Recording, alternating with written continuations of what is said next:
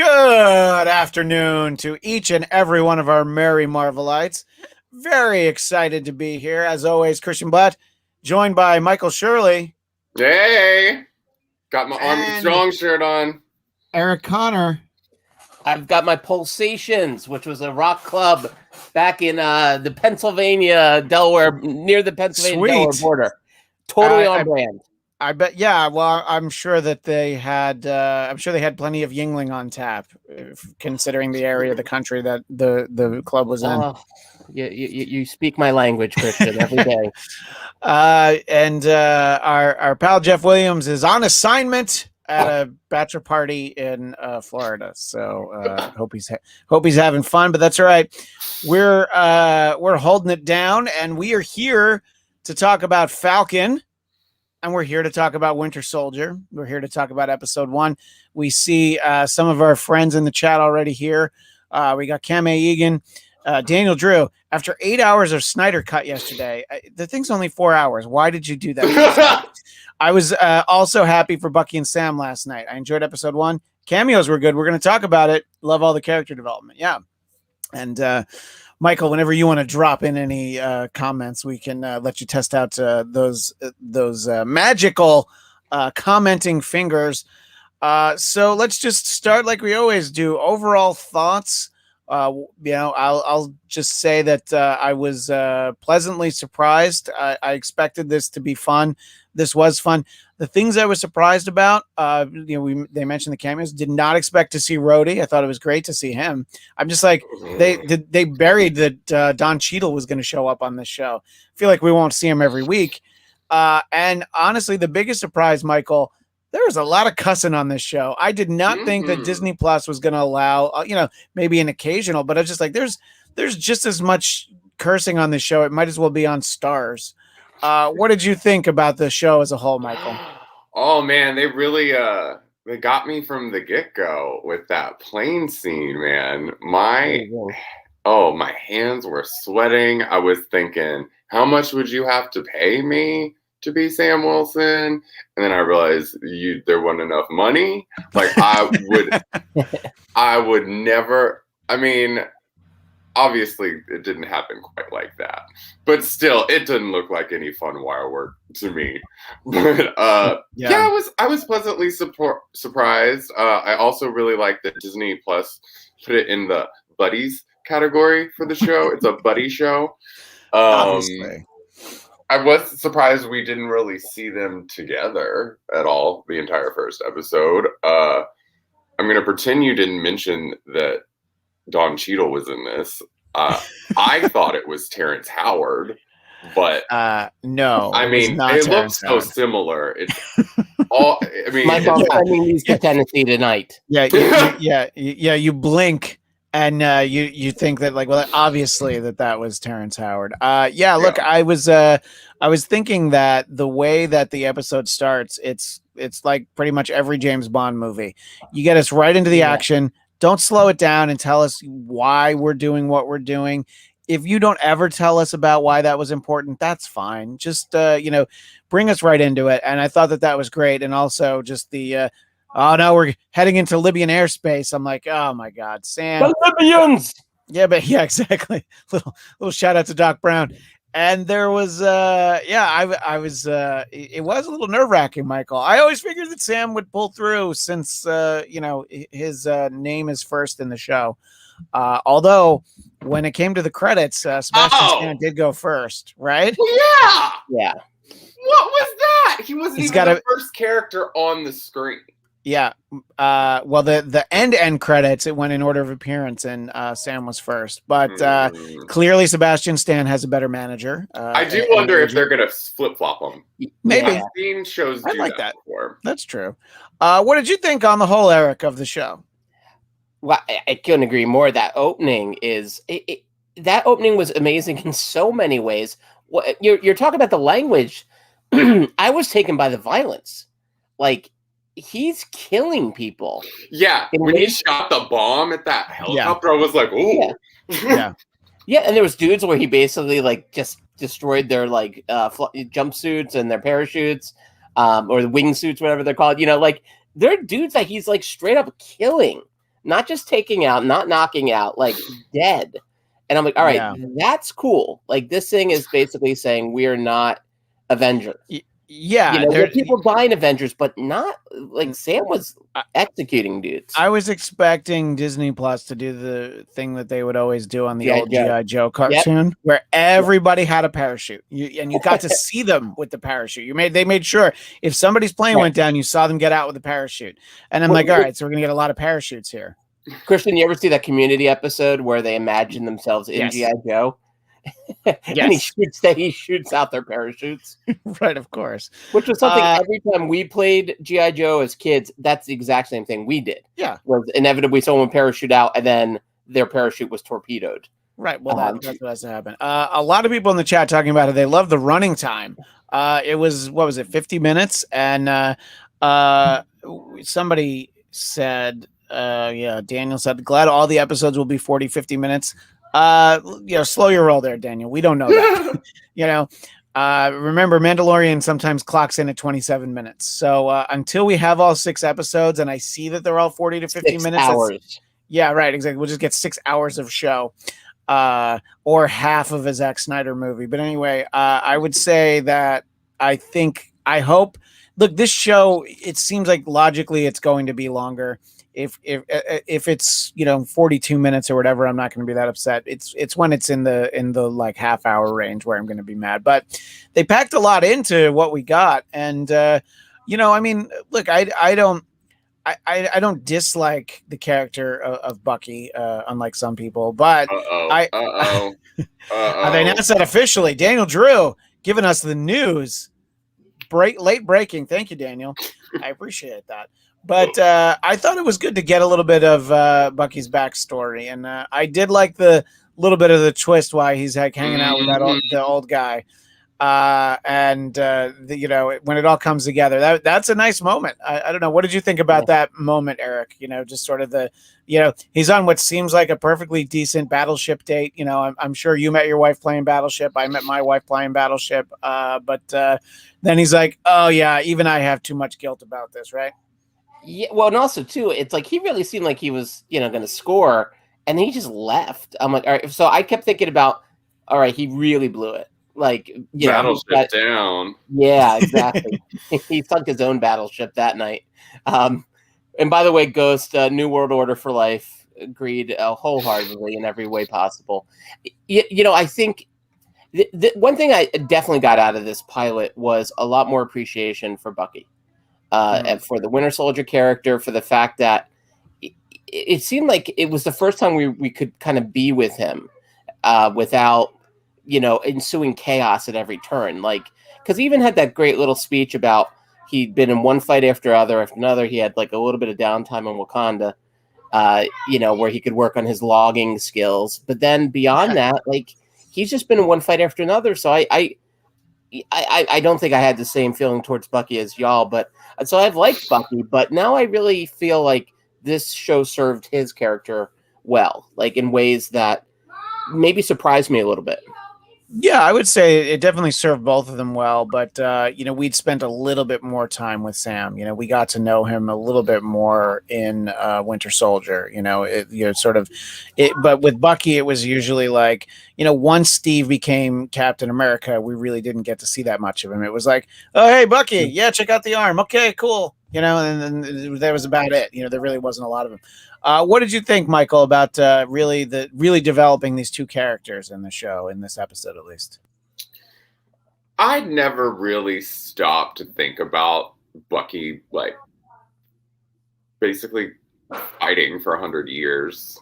It kind of put things a little bit more into perspective for me, but I don't know. He's seen some real stuff, man. I don't know. I mean, obviously he's the good guy, but I don't know. I'm going to need a little more than that. At first I was wondering, well, do they go back from fighting together since they're both like 100 years old, this like Asian man and him? And then I was like, no, they'd be fighting against each other probably.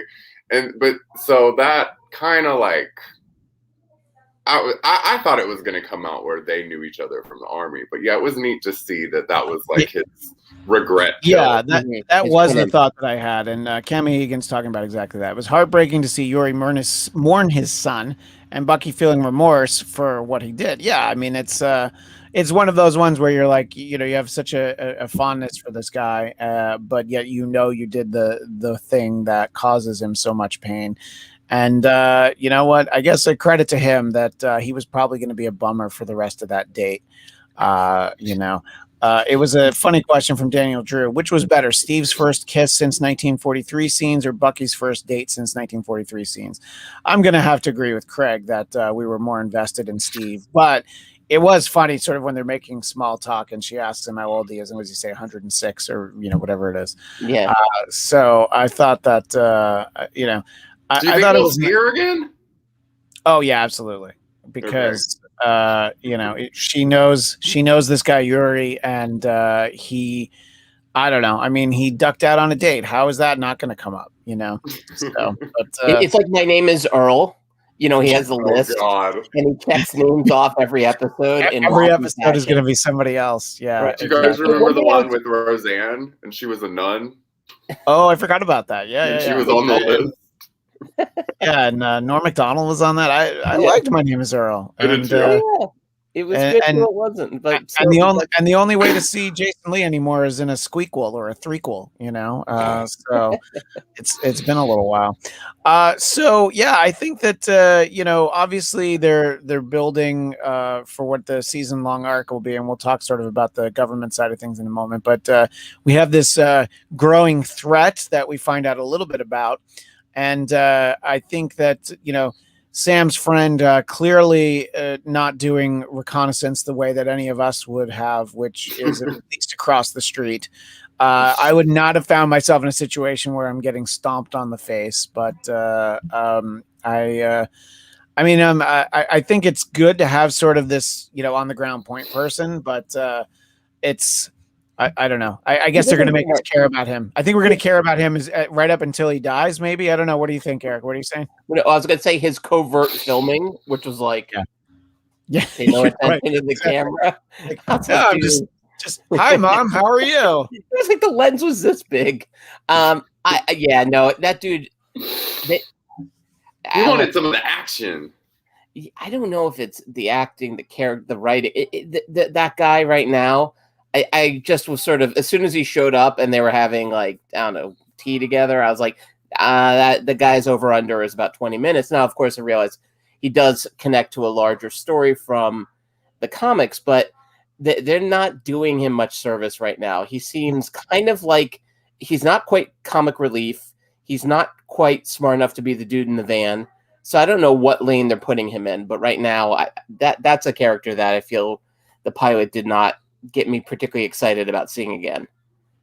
Yeah, you had his over under 20 minutes. I've got his over under 2 episodes, so I don't know how much we're going to actually see of him. What did you think, Michael? He really didn't bother me as much as he bothered you, Eric.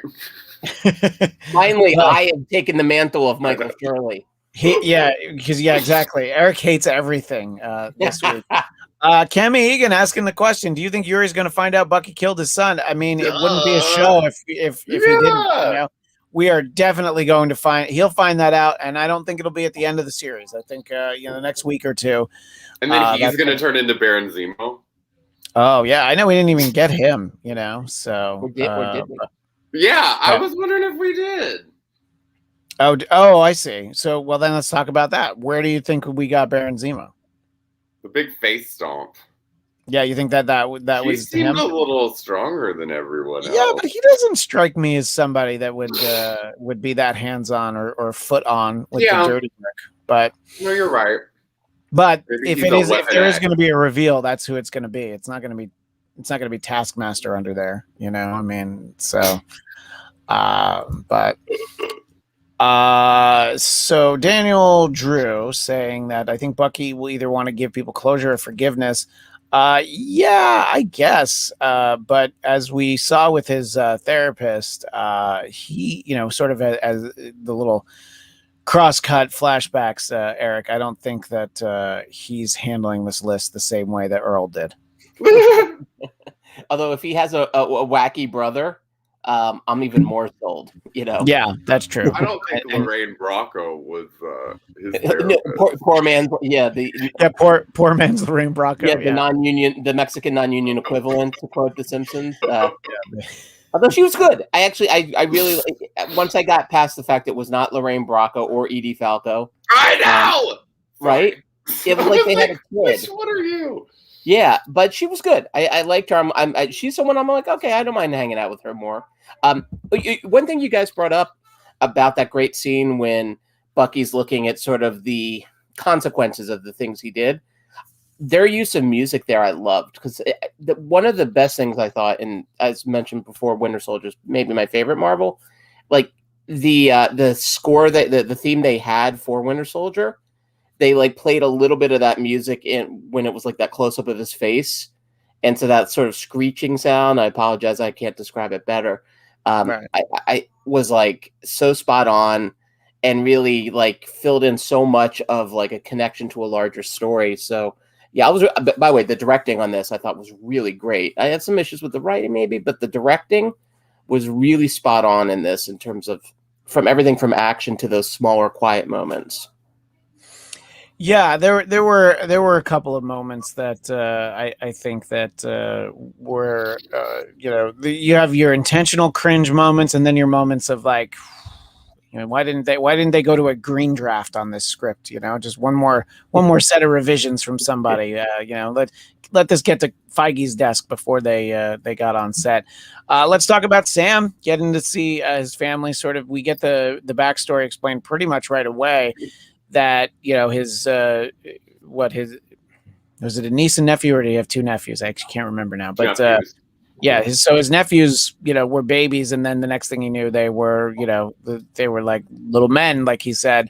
I thought it was interesting because look, in movies we would never get this much insight into Sam Wilson, and it's sort of like getting a WandaVision TV show. It's like, great, we're really getting to explore this character, and I don't think that all 6 episodes are going to be, him making bank appointments and, making up leftovers and all that. But I think sort of I think that by the time that we get all 6 episodes, I think we'll appreciate sort of getting to realize all of this stuff that's important to him, and just getting to see him in a setting that we've really never seen him before, because even before he was Falcon, even before he was doing anything, he was really just one-on-one with Steve. So getting to see sort of the family side and understand what's important. I found it interesting. The guy at the bank, that was a little rough, intentionally, and then unintentionally it was a bit much. I thought it was funny up until a point. But I don't know. It took you out of it, seeing him. It was a little much. It was just, it was like maybe one beat. It's basically like you can't ask for the selfie when you're going to turn them down. Or I guess that is when you ask for it. What did you think, Michael, about getting to spend so much time at home with Sam, on the boat with Sam, in the bank with Sam? I like his sister. I'm feeling her. I was really kind of like, what's going on with all this seafood you're bringing? So it's like just sitting in the back of your truck getting cold and like rotting. Like, what? You're like, all right, well, I guess you'll get the next best batch of food. Yeah, where they established? Are they in Louisiana or? Yeah. I don't think from the time of year this appears to be. It's so hot that it's fine. Yeah, hope there's not tartar sauce in there. Yeah, let's hope. But that's right. Just squeeze a little lemon on it; it'll be fine. I'm fine. I was totally fine with spending the time learning about what's going on. Look, it's half his show. This is the first episode. I was okay with a lot of that stuff. And what about you? You thought it was a little bit too much? A little bit less time at the bank? Yeah. Well, first, okay, let's talk bank. We're going to work outward from bank. All right. You blip for 5 years and it screws up your credit score. Let that sink in for a moment, how ridiculous that is. That the idea of 50% of the universe now cannot get a loan. Well, it looks because they like blip. it looks. It's probably easier to get a loan than toilet paper at the beginning of the pandemic. Yeah, about to say, I realized at the beginning of the pandemic a year ago, I bought 2 massive things of Tapatio. So that was Well, look, you know what's important. You know. Yeah, my wife bought a lot of jelly. I bought a lot of hot sauce. We're ready to go. And Yeah, you're and then looking still alive. Yeah, right, exactly. And you still have that Tapatio. Oh, yeah, my great grandchildren will have that Tapatio. But I thought the bank scene was just. I hate to say it was fucking ridiculous. And it did. How can I put out. this delicately? It was fun. How do I put it kindly? Yeah. And I put it kindly in that I still. I mean, this show was great. I'm really excited to watch it again with my family. But that bank scene was kind of garbage, and I could have done I'm sorry when Falcon blipped away, my worry was not. But what about the family's shrimp boat? Like I just didn't feel it earned its real. Especially in a pilot. And this is a pilot, by the way. One of the weirdest things about the pilot, which I kind of respected, to be honest, was it's called Falcon and Winter Soldier, and they have no scenes together. I thought that was actually a pretty bold choice. Well, just to interject, here's what I'm glad didn't happen. That because it's called Falcon and Winter Soldier, they didn't feel like they needed to call each other on the phone or something. Just a reference that she saw on his phone. He had some unanswered texts from Sam. Great. But because a lot of times you will get that, especially in the first episode of a show, it's like, well, we got to get them together somehow. Dance off? No. Well, let's have a Skype call, What if Bucky butt dials him? Let's do that. Sorry, what were you going to say? It felt like half a pilot on that end. And again, not a criticism, because I thought it was cool, and it got me excited about next week. I thought, again, that opening was great, but the stuff with his family, I think my issue was some of it just didn't feel very organic. How mad his sister was at him. It's like, dude, this fucker saved the world, and he can't get a loan, and his sister still giving him a hard time about the boat. It was just that stuff where Spider-Man can somehow pull that off to me. Always. I always feel like Spider-Man was always looking for his next rent check. Always dealing with the bills, and that part of the Marvel universe, I always dug it as a comic book reader and as a fan of the shows and the movies. But for some reason, the stuff with Falcon post blip, post saving the universe, it felt like a bit of a false note. I think they could have leaned just more in the fact that how much he missed. I find it a little weird that there's not anything to support these heroes. Yeah. That was probably the most unbelievable part to me. Yeah, and they leaned in a lot to it. That's the thing. It's like if you didn't talk about it much, it would have been a lot better, because then it's just like a thing. But because they spent so much time on it, why didn't Tony Stark have Happy in charge of some kind of eventuality? And why doesn't Sam call TMZ? He will get a GoFundMe for that stupid boat in a second, like that. That's true. It's like help the Falcon save his boat. Yeah, that's true. That's not a bad point. Can we start a campaign? If real GoFundMe for Sam's boat. If Sam just would have gone on Joe Rogan's podcast, he would have had 10 boats. They just would have gotten the word out there. It's but. Yeah, no, I think that it does ask a lot of questions. And here's the thing. These are a lot of the questions that we had, before Spider-Man Far From Home and then after. And this is really only the second content. Well, no, I guess. So this is the third, because we addressed it a little bit with WandaVision. WandaVision, Monica's flashback was the first time that we had dealt with it outside of Spider-Man. And now we're dealing with it again. And so this is something that happened just to us as viewers almost 2 years ago when Endgame came out. And it's like we're still only getting the little list of information about this, So I think that, it's cool to address some of it. And he did, the bank manager for all of the poor writing did ask some of the questions so do you guys get checks from Tony Stark or something? And he says it isn't how it works. And I'm like, shouldn't it work that way? Someone called Pepper Potts. Yeah, Pepper Potts has been robbing them blind. There should be an Avengers fund, Yeah, exactly. Who does Pepper Potts think she is? Gary Coleman's parents? You know, I mean, they do all this work, and Tony is the only one who's making any money off of it. You know, I don't even think Banner makes a lot of money. He's a scientist, for God's sake. You know. So let's see. Sky the Boss. Could Falcon and Winter Soldier lead to the introduction of Wolverine, Deadpool, X-Force, and the Thunderbolts? Thunderbolts is a feature film in development. The only one of those things that it might lead to is Thunderbolts. This show will not lead to any of the X-Men stuff. The reason why I think a lot of us thought that maybe WandaVision could was because it dealt with a multiverse and the fact that we had Evan Peters on it. But sort of once they bonered that up, I think that we don't have any reason to expect the TV shows to be a way to introduce any of that. This show seems like one of the least likely to deal with that. I could even imagine Loki dealing with it because he's magical. You know, he just I don't like see this having a second season. Just this one. Yeah, how I think things are going to evolve so much before it would even be time for a season 2. I don't even know that Falcon will still be Falcon. No, I think that I look. Let's talk about the other main part of the story now. I think that this show ends with him being Captain America.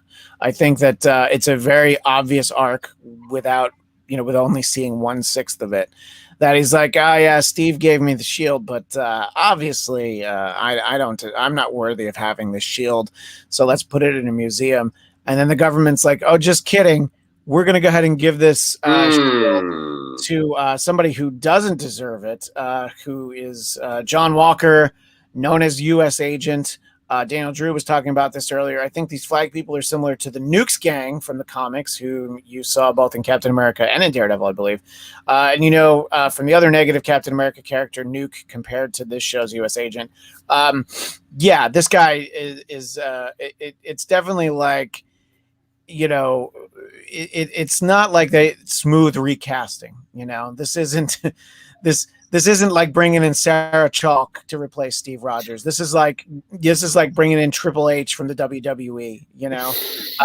This guy is the least Captain America they could have had. It looks like his helmet doesn't fit him. Let's talk about this aspect of the story, which we know that's a big part of the story of what the season's going to be. Michael, your thoughts on Sam saying like, oh, no. Thanks for the shield, Steve, but it belongs in a museum. That bothered me a little bit. I thought that was kind of just, that's not what Steve wanted. And I don't know. I thought that it wasn't his place to give it away again. You can't re-gift the shield. You have to keep it. I don't know. I thought that was kind of weird. I didn't like it being the Smithsonian. It was definitely strange to see U.S. Agent as the new Captain America. I like that. I wasn't super expecting it. I don't know why. Yeah. But I wasn't expecting that. Yeah, he's much more crass than Steve Rogers. So I'm really... When that character is introduced, that's in the comics originally. This is, I don't know, 85, 86, somewhere in that range. Steve basically gets fired by the government, and that's when he becomes the captain, which I love the captain costume, by the way, and I would love to see that at some point realized here. And so then he becomes the official Captain America. And, it's sort of like Captain America is a brand. It's not a man. And the government feels like they own it. So I think that the sort of logistics of Sam getting the shield back are probably why we've got Rhodey involved. I feel like there's going to be some help from the inside, let's just say. But I think that I was surprised that we got it at the end of the first episode, but we do only have 6 of them. So what did you think about this storyline, Eric? I agree. I think there's something a little odd, especially with how great the character Sam's always been about sort of jumping into the fray and always being like, the perfect wingman, no pun intended. He's always been that guy who could jump in. And, him refusing the shield, I don't know if you guys made it through to the 3rd Hunger Games film, but That one was all about Katniss was like, I don't know if I can be this person who runs this revolution. And she's like whining about it for 2 fucking hours. And then finally she goes on camera, like, I am the leader. And then I said, I am never watching another Hunger Games. And I've lived by that, and I'm proud of that. Wait, how many were there? How many were there? Were there I think 4? there was 19, but or 4, one of the two. Yeah. No, let's just say that I saw all of them in the theater, and perhaps that was not my week to pick a movie on any of those occasions. I listen. This is marriage, man. You give, you take, you know. But I was more excited, honestly, about the casting because this guy was supposed to play Greg Allman in that movie that got shuttered down. This is Russell's son. Yeah. And so at first he gets revealed, and it's hysterical because it's a big cameo, and you're like, who the F is he? And then I realized, oh wait, that's Kurt Russell's kid. And that's when I got really excited about the character, not because of the character's placement in this, although I like this idea of a Captain America who's not great at the gig. I think that will be interesting. But I don't know, just the idea of Kurt Russell's lineage alive and well in the Marvel Universe did make me happy on a very sort of geek end. As far as the storytelling end, we'll see. I mean, if the idea of an imperfect version taking over for Steve, I think gives you all sorts of dramatic and even comedic possibilities. So I mean, the idea that Sam thought he was not worthy, and he's like, "Oh, wait a minute, no, this is what I was up against." Okay, yeah, I'm totally worthy. Right. Yeah, I agree with that. Sky the Boss, is U.S. agent actually an evil Skrull working undercover to infiltrate the Earth, cause an invasion and war of mass destruction on the humans, the Avengers, Skrulls, Kree, and Guardians of the Galaxy? I love the way you're thinking on both of the comments that we brought up from you, Sky the Boss. But no, this is a much smaller show than any of that. I don't think any of that will be revealed anywhere during the course of this show. I was surprised that we got a Skrull in WandaVision. So yeah, I think that this is a very Earth-based, U.S. government-centric, a little bit of Hydra, little remnants of Hydra in there. But no, I don't think we're going to get any of that. But Cam Egan makes a point. I want to see Zemo say the words that turn Bucky back into the Winter Soldier. Because we have the impression that that's not what would happen. But boy, that would make for quite the show if it was Falcon versus the Winter Soldier. At least one of these weeks.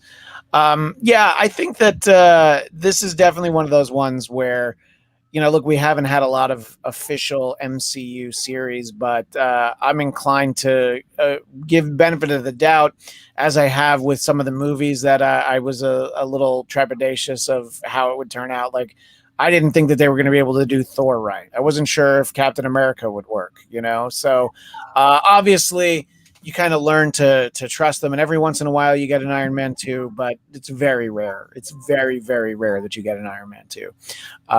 Sometimes you get an Age of Ultron, but for the most part, look, there's what, 59 hours of Marvel movie content. So if like 5 of the hours don't work as well as you want, that's really okay. So as we sort of take in everything that we got, and let's ask this question first. How, let's do an over and under. How many episodes in will Sam and Bucky actually be in scenes together? I'll ask you first, Michael. Next episode. Yeah, that's actually where. Yeah, that's what I'm thinking. But I guess you can't really say. Yeah, so I guess we either have to agree or just take the over. I guess just to keep it interesting, I'll say it'll be episode 3. Just ruined this. Yeah. Sky the Boss again. Does anyone feel that Sam getting the shield is because not that many citizens would be accepting of a black Captain America? Maybe they'll be more comfortable with Bucky, even though he's a killer. I think that should very much be something that they address, in terms of handling this on the show. I think that I could see that being a very real concern, maybe even not for Sam. But that somebody in the government is going to be like, right. Okay, come on. What do this is America, okay? So, yeah, I think that that's definitely something that's going to come up. If not in this episode, in this series, this season, it would be something that I think is dealt with if he does actually become Captain America. I do think a show, there could be more of this show. But it would sort of be like how I think we could get another WandaVision show where it would be after she's in a couple of movies and it would be a completely different story than season 1, you know? So you could do stories with Sam and Bucky in the future, you know, after maybe they show up in some movies, but I'm not quite sure. This is an interesting one from Daniel Drew. Do we think Steve is with Fury on the moon or wherever Fury is? It really seems to suggest that people think Steve is dead. I don't think he is, but he may just be with Fury. I mean, we saw old Steve, and I mean, old Steve isn't necessarily dead. I mean, is he? I mean, did I They got me with that. I just thought he died since we last saw. Yeah, I mean, we didn't actually see him die. So, like, old Steve is still old and around, right? Or did he? He didn't step back. He didn't travel back in time. He didn't go back in the quantum realm or anything. Are we gonna get a cameo or no? I do not think that we're going to see Chris Evans on this show. And if for some reason we did, it would be in a flashback. But I think we're going to see old Steve. I never thought he really had a real career, like not another teen movie or whatever. Like I never thought he had anything other than Marvel. Like I don't see him like leading man and stuff. Well, like, he should make some time. Then you clearly never saw. Then you never saw the romantic comedy he did with Anna Faris, I guess, which again was not my week movies. Yeah. And Farad Muhammad said, I saw one of the banners at the Smithsonian say "Farewell, Steve." So I think he died off screen. That's just an assumed it. You know, yeah. Because he was old, right? Yeah. So yeah, that probably makes sense. And yeah, we got the. Sam seemed so sad. Yeah. So. Kemi Egan got the impression from this episode. Yeah, but or is that the story until here's the thing though, when you're dealing with comic book properties, no one's ever dead. When you're dealing with comic book properties, don't trust that anyone's dead until you see the body, and sometimes not even. I know. Right. And Michael B wants to know: could we be dealing with Inhumans since we're going to have Ms. Marvel coming again soon? I don't think the term Inhumans is going to show up in anything anytime soon. What do you think they're going to call her then? Yeah, what? Kamala Khan? Yeah. I'm not sure. But she can't be a mutant. Yeah, but I think the Inhumans people tend to think of the first family of Inhumans that live on the moon from the award-winning ABC series of the same name. And that's what I'm saying. Yes, I mean, and they threw the term Inhumans around on Agents of S.H.I.E.L.D. But I'm not sure. You know, I mean, who knows what they're going to do in terms of Kamala Khan and her powers. And, you know, she doesn't have to necessarily be retconned. Is that completely retconned from this universe? Inhumans? What is? The Inhumans? Yeah. I think we can assume that it didn't actually happen. You know, because the series didn't do well. You know, I think that it didn't actually happen. Yeah. By the way, Ghost 8386 disagree with Eric. The bank loan scene was showing discriminatory practices by banks affecting minorities everywhere. Okay, but I think to Eric's point, that's not necessarily what you tune into Falcon and Winter Soldier to see. Is that the real bad guys are the banks. No, when also I actually wanted to circle back to that because Ghost had a comment about like even was it I don't want to misquote you where it was like even in this alternative utopia black superheroes still can't get a bank loan. I thought that was brilliant. That's a nice comment. Yeah.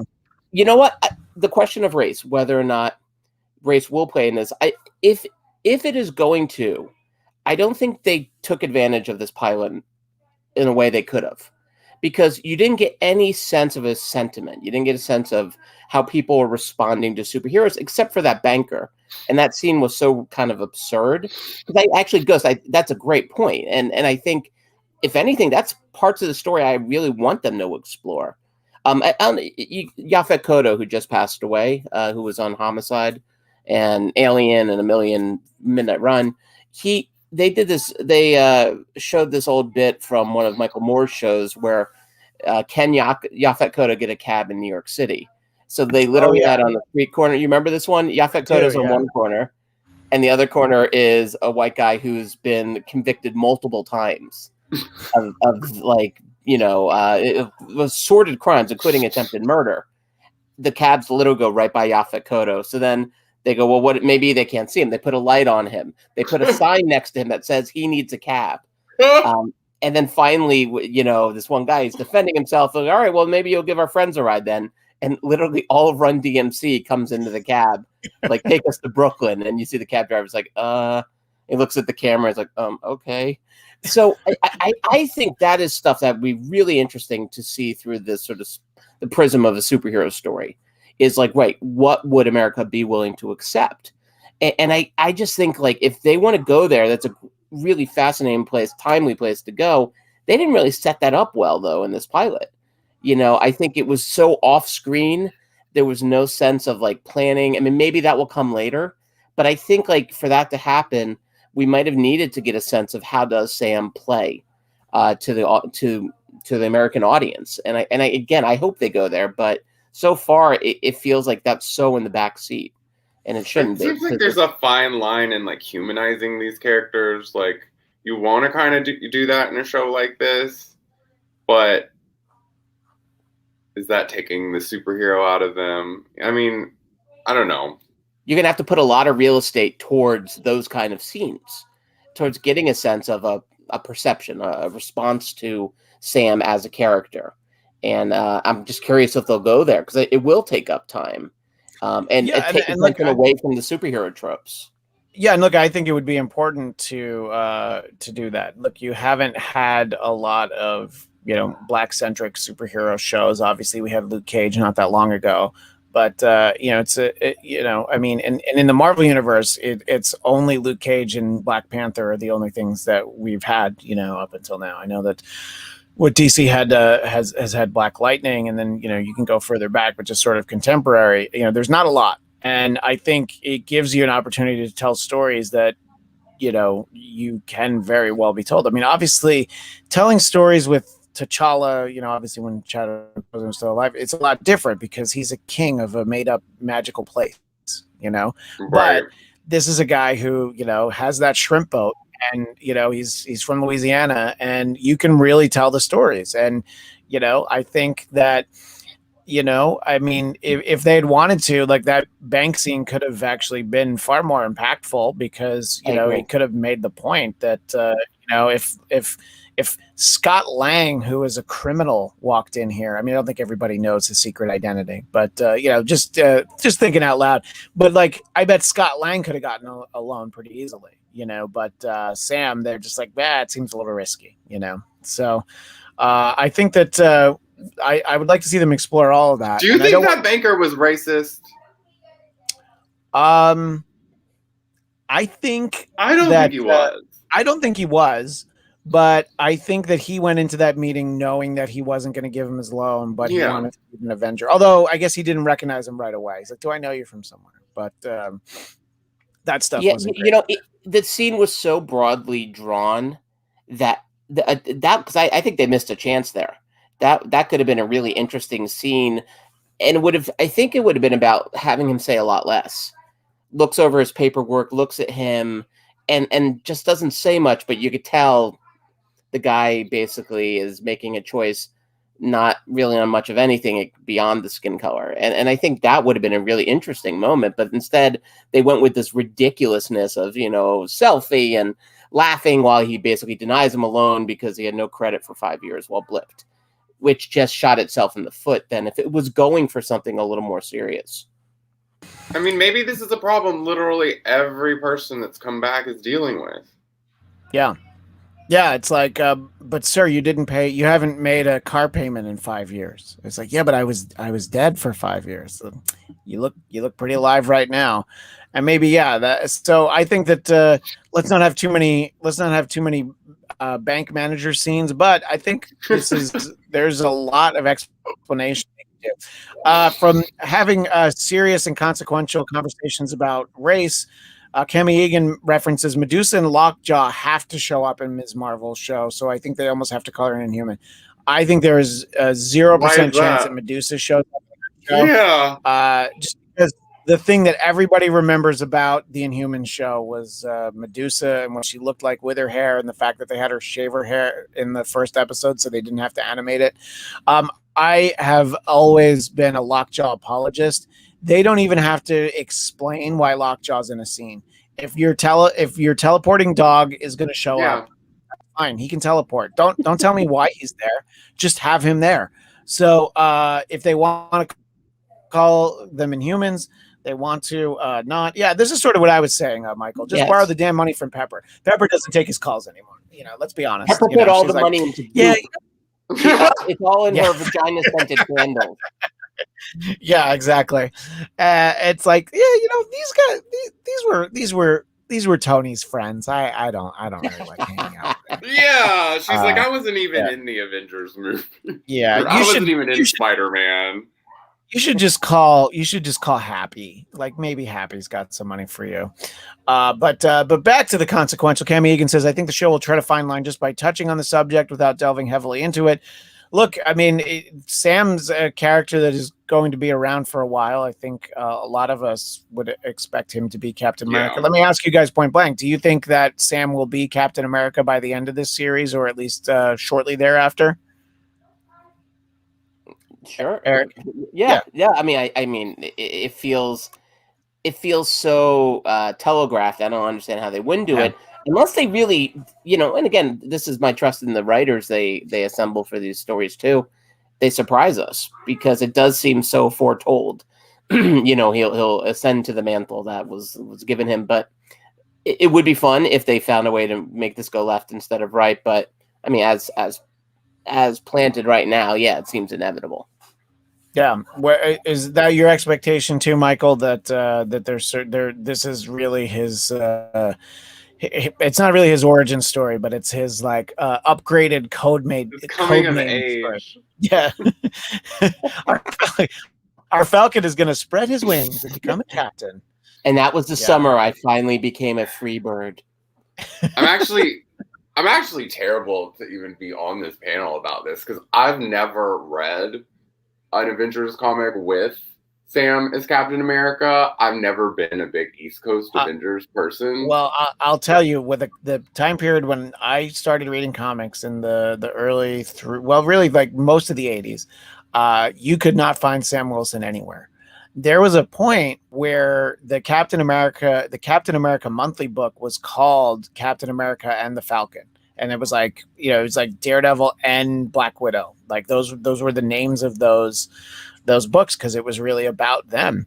And Sam was just not around. I actually don't know when he came back. By the time that I finished, I read Avengers through like the early 300s issue wise. I mean, and maybe Sam had a guest spot, but he was not a member of the team.